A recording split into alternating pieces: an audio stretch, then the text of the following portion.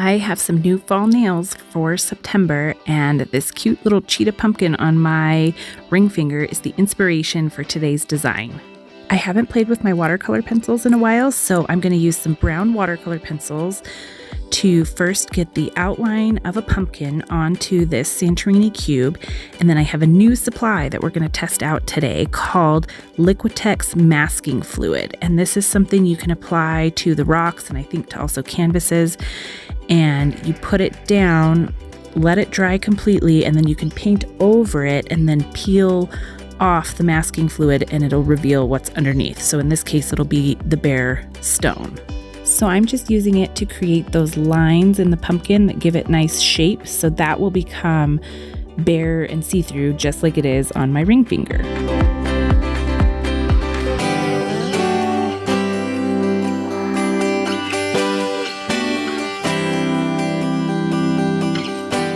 And while I'm letting the pumpkin fully dry, I'm going to add some more of this masking medium just in some random lines and some hearts onto a little tester stone, and I'm going to use this stone to use some acrylic craft paint. I have a feeling it's not going to work as well with the craft paint because it's thicker than watercolor, but I still wanted to test it out.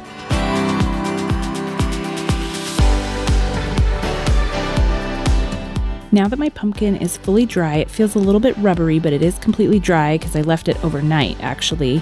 I'm going to go ahead and color in the pumpkin with my watercolor pencils, and all the little spaces between the masking fluid, I'm just going to color it in like it's a coloring book.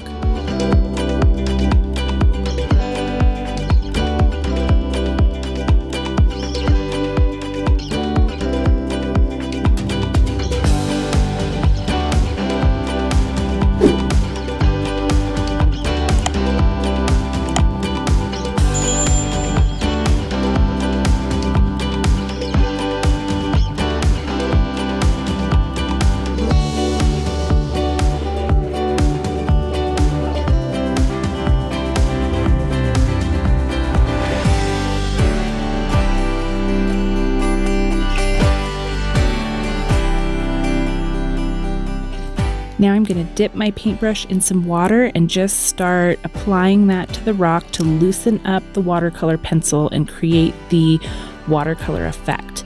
And at this point, I'm not going to worry if I bring the watercolor paint right over the masking fluid. You'll see that I'm going to kind of paint over it where you'll kind of lose sight of those white lines. And that's exactly the point, is that you can get it really close to the masking fluid, paint over it, and then you'll remove the masking fluid and hopefully have a nice line beneath it.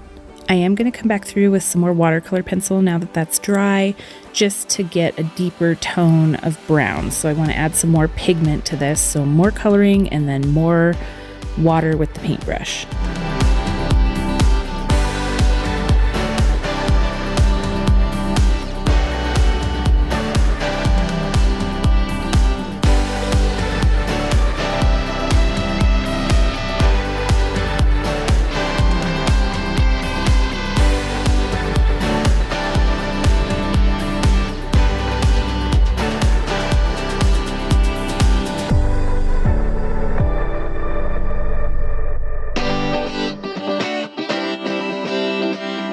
Now I'm going to add some water to my Gold Sparkle Aiuli watercolors to start loosening up that watercolor, and then I'm going to take a disposable eyeliner brush and just create some sparkly spots all over the pumpkin. And again, I'm not going to shy away from where the masking fluid is, that's why it's there, but I just want to create some gold sparkle spots.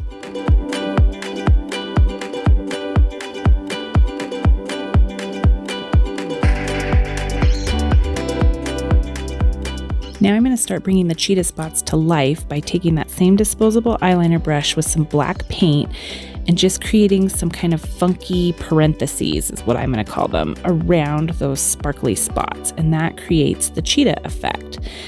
I want them to be imperfect. Some of them are longer, almost go all the way around. Some of them are just on the ends. It's just kind of imperfect and natural, and that's what makes it look like a cheetah.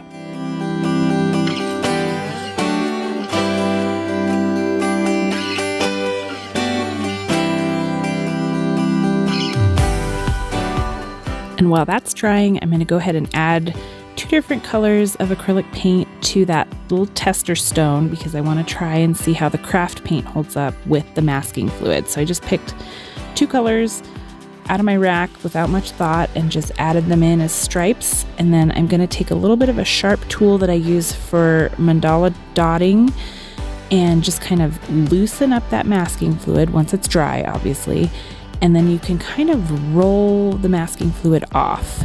It reminds me of rubber cement, if you ever use that for like scrapbooking or anything school project-ish. It reminds me of rubber cement, how it will roll off. Very similar consistency. And like I suspected, it's not leaving super clean lines with the acrylic paint because I think that acrylic paint is just heavier and it's harder for it to have the clean lines like we do with the washi tape. So not the greatest experiment, but that's good to know. And now we get to see how it did with the watercolor. And I have higher hopes for this because the watercolor is much lighter weight.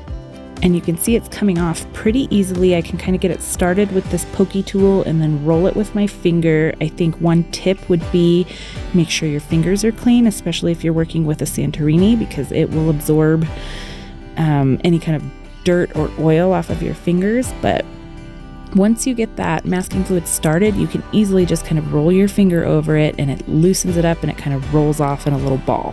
And you can see I'm getting much cleaner lines with the watercolor than I was with the acrylic paint. So I'm really happy about that because you can't really make curved lines very easily with the skinny washi tape. So this is cool that you can start experimenting with different shapes and lines and curvature.